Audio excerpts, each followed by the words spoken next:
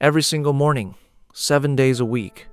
For 27 years straight, it was always the exact same routine.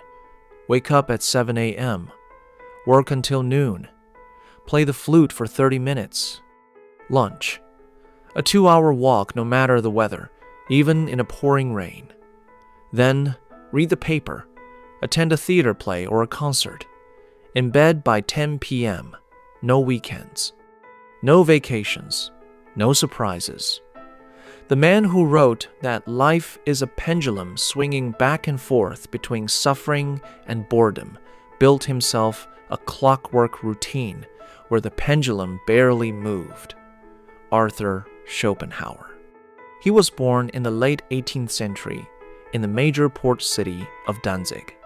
His father, Heinrich Floris, was a wealthy, stoic, and dead serious merchant. His mother, Johanna, would later become a famous novelist. But back then, she was just a merchant's wife who married not for love, but for cold financial security. When Arthur was 5, the family moved to Hamburg, closer to the docks, closer to big money, closer to the family business. When he was 9, his father sent him to Le Havre, France, to live with a business partner.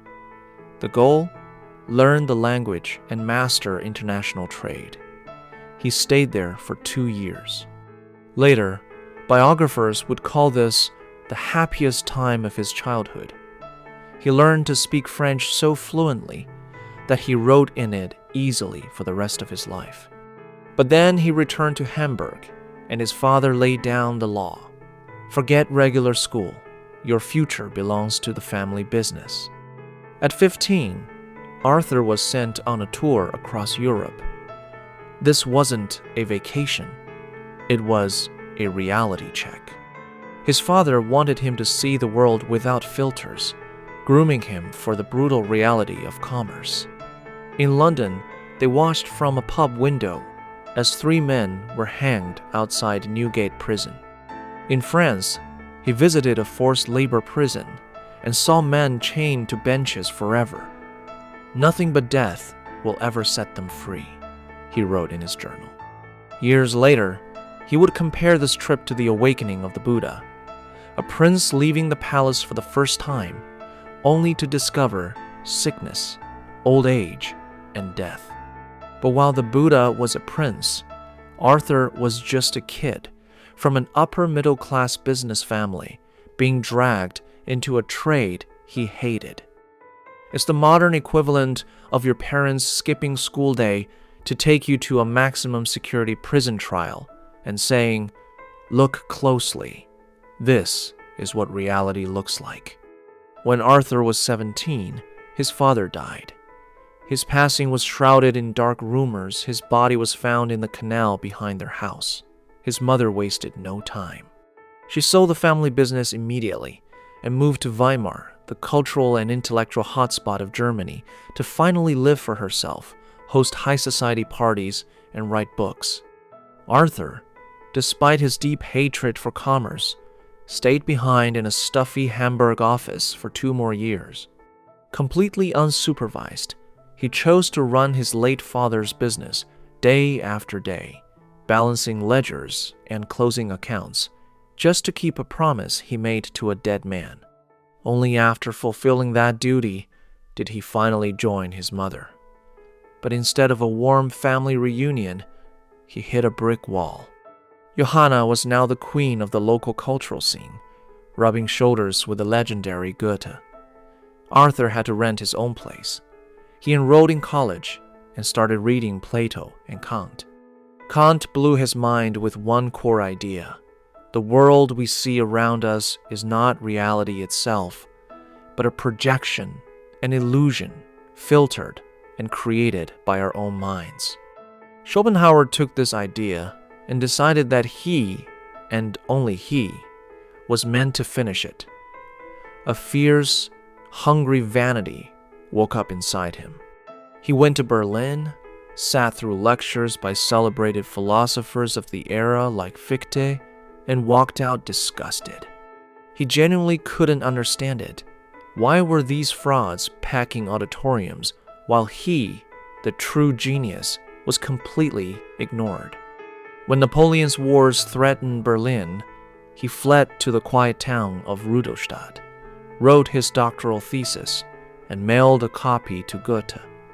The great poet replied with genuine respect.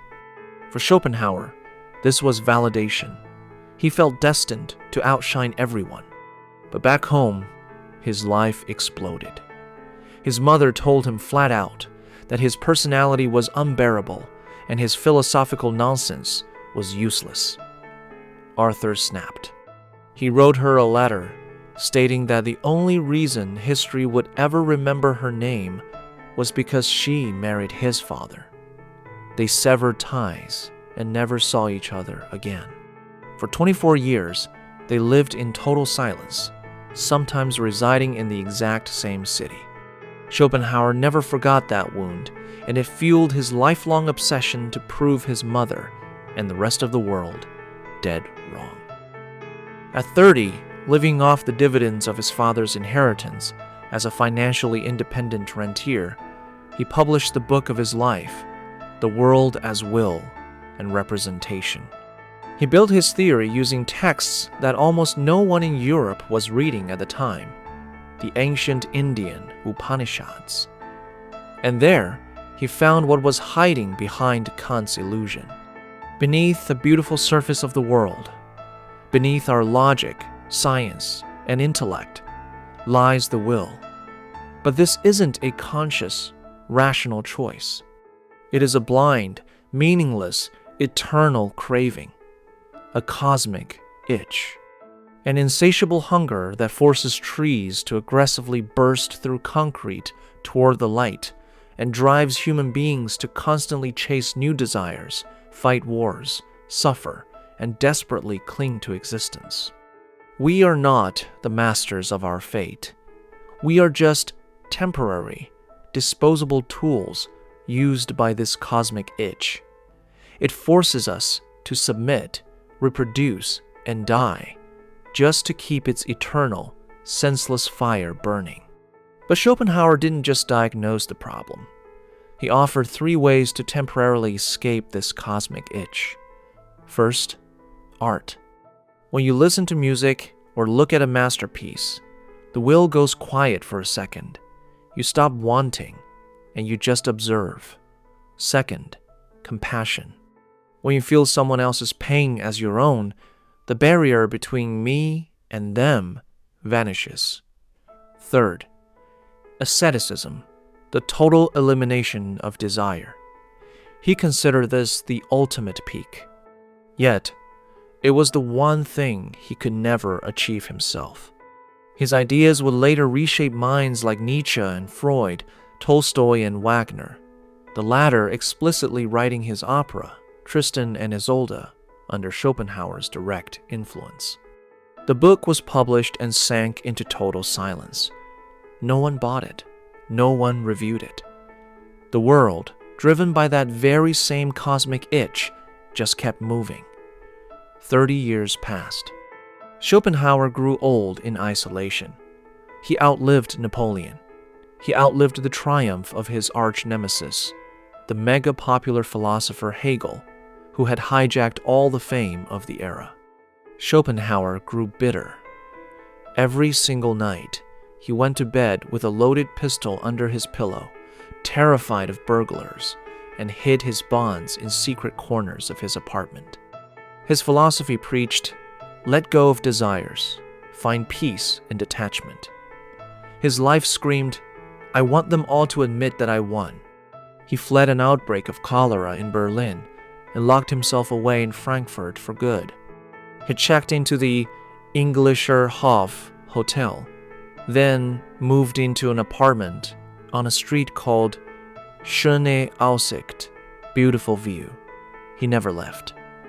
Soon after, his mother died. They never made peace, and she left her entire estate to his sister. He didn't even fight for the money. He had a bigger mission, writing sharp, biting essays to supplement his forgotten masterpiece. He submitted an essay to the Royal Norwegian Society of Sciences and won a prize, his first tiny taste of validation. Thrilled, he sent a second essay to Copenhagen. He was the only contestant in the competition. Yet, the Danish Academy rejected him, stating he had grossly insulted great philosophers. Schopenhauer published both essays anyway, adding a preface that was a direct, unapologetic strike against the academic elite. He didn't forgive, and he didn't forget. He just waited. He was in his 60s when he published Parerga and Paralipomena, a collection of cynical, practical essays on women, the misery of noise, the nature of suicide, and the ignorance of university professors. And then a spark caught. A glowing review appeared in London's Westminster Review. An English critic hailed him as the man who finally destroyed the fake idols of German philosophy. Schopenhauer translated the article into German himself and mailed it to everyone he knew. Suddenly, the German public, which had ignored him for over 3 decades, woke up. Fame hit him like an avalanche. Disciples started traveling to Frankfurt just to see him. Students hung on his every word. He pompously received them in his room, witty, sarcastic, and deeply satisfied. The blind, insatiable will he had spent his life cursing was finally throwing him a victory party. The philosopher who taught that salvation lies in total detachment spent his final years gloating over press clippings like a school kid showing off a report card. He wasn't looking for Buddhist peace. He wanted revenge. And he got it. He beat his mother, he beat the ghost of Hegel, and he beat the system. And knowing this hypocrisy lived inside him, he chose to say nothing. In his early 70s, his iron health finally failed. His heart and lungs began to give out. One autumn, he fell seriously ill. He called his future biographer, Dr. Gwinner, and gave him a strict order. Make sure they don't bury me alive. He demanded that his funeral be delayed for days. It wasn't a standard fear of death. It was a fear of a medical mistake. The ultimate teacher of life detachment didn't even trust his own demise. In September 1860, at the age of 72, he was found dead in his armchair. A quiet end. In accordance with his wishes, his body was left untouched in the morgue for 5 days. They buried him at the very end of the month. His tombstone was a heavy, dark, flat slab of stone. It bore only 2 words, Arthur Schopenhauer. No dates, no poems, no epitaphs. Nothing. 27 years of perfect, monotonous routine. The flute, the scheduled walks, and a poodle he invariably named Atma, a nod to the Upanishads, where the word means the universal higher self, the one collective world soul.